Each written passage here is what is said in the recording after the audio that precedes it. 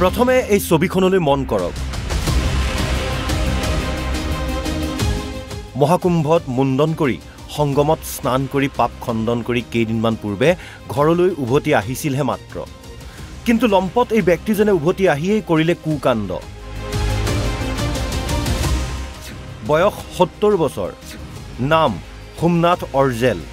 ঘৰ গহপুৰৰ গমিৰি গধৰীয়া বস্তি এগৰাকী অৱসৰী শিক্ষক আৰু পঞ্চায়তৰ প্ৰাক্তন সভাপতি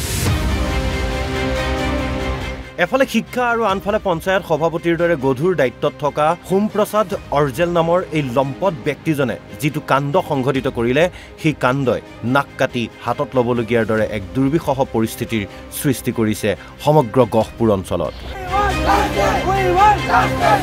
গহপুৰ সমজিলাৰ হেলেম আৰক্ষী থানাৰ অন্তৰ্গত গমিৰিৰ গধৰীয়া বস্তি নিবাসী তথা গমিৰি গাঁও পঞ্চায়তৰ বিজেপিৰ প্ৰাক্তন পঞ্চায়ত সভাপতি এইজন সোমনাথ অৰ্জেল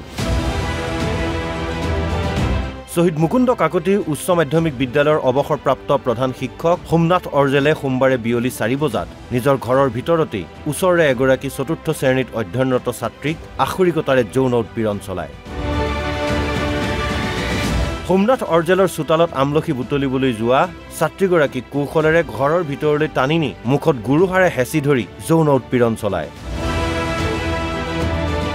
ধুৰন্ধৰ সোমপ্ৰসাদে এই বিষয়ে কাকো নকবলৈ ভাবুকি দিয়ে ছাত্ৰীগৰাকীক তাই আমলখি খাবলৈ বুলি মাতি পেলাই গৈ পেলাই ভিতৰত সোমাই ৰেপ কেছ কৰিলে কৰাৰ পাছত সি গাঁৱে মুখ এনেকৈ বন্ধ কৰিছে বোলে ইমান সৰু ছোৱালীক যে মুখ বন্ধ কৰিছে সি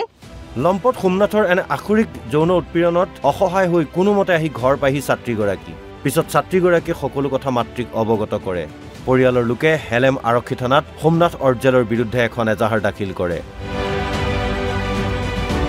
নিশাই সোমনাথ অৰ্জেলৰ ঘৰৰ চৌহদত দোষীক কৰায়ত্ব কৰাৰ দাবীত প্ৰতিবাদমুখৰ হৈ পৰে ৰাইজ আমি তাক একদম একবাৰটো আমাৰ ওচৰত দি দিব লাগে তাৰপৰা তাক উচিত শাস্তি মুঠাতে